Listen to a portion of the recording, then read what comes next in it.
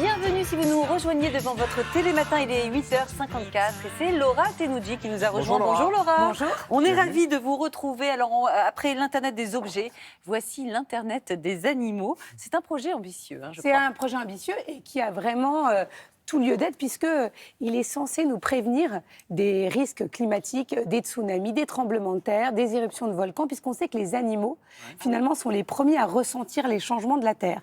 Donc ce programme, l'idée, c'était d'équiper 100 000 animaux de petites bagues. Alors ça s'est déjà fait dans les années 60, mais là, elles sont connectées directement à l'espace pour pouvoir voir le mouvement de ces animaux et pouvoir comprendre leur sixième sens. Parce que les animaux ont ce sixième sens.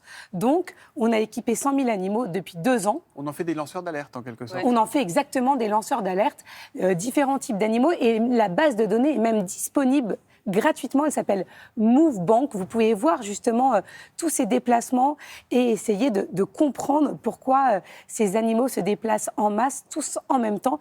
Donc effectivement, ça s'appelle l'Internet des animaux.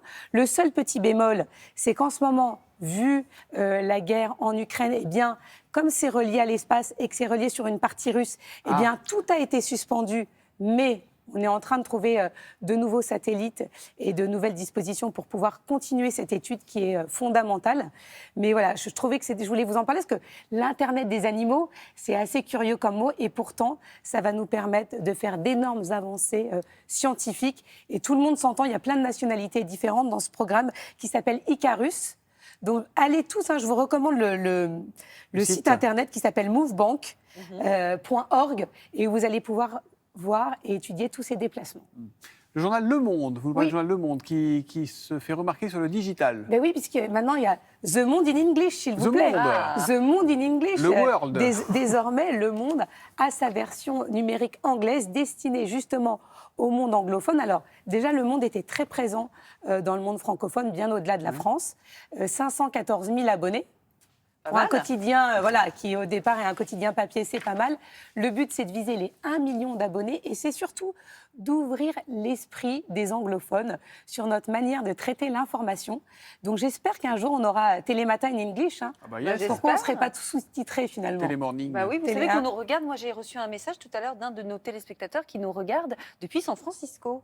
Ça fait plaisir, non? De savoir qu'on est regardé dans le monde entier. Donc vous pouvez vous abonner. D'ailleurs, si vous voulez la version anglaise, c'est disponible évidemment en numérique. C'est pas un autre journal, c'est le même qui est traduit. Voilà, alors tous les articles ne sont pas traduits parce qu'il y a des articles qui ne vont pas intéresser le monde anglophone, qui sont vraiment purement nationaux, mais il y a une grande partie des articles qui sont traduits pour exprimer notre point de vue à nous, les Français. Alors une dernière initiative, Laura, qui a retenu toute votre attention, elle est italienne cette fois. Ah oui, alors franchement j'ai souri parce que vous dire, écoutez, on vous donne de l'argent et vous allez venir vous marier près de Rome.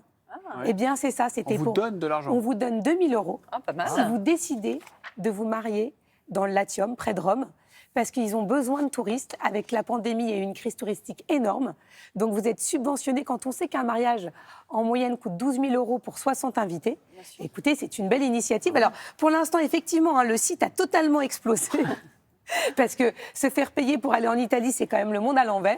Mais en tout cas, ça fait parler dans toute la presse.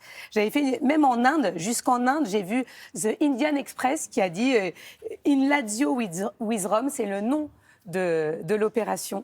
Eh bien voilà, vous pouvez, ils vous mettent 2 000 € offerts pour tous les couples qui se marieront dans la région. On a un message de Kat de Paris. Est-ce que vous pouvez redonner l'adresse? Oui, c'est inlazioWithLove.it. Donc n'hésitez pas. Un mariage en Italie, ça doit être classe. Vous êtes mariée? Écoutez, pas en Italie, mais je me suis mariée. Et ben voilà. Et vous, Thomas? Pas du tout. Voilà. Bon. Écoutez, moi, je peux organiser. J'ai tous les sites qu'il faut. On en parlera plus tard. La marieuse officielle de Télématin. Merci beaucoup, Laura Tenoudji.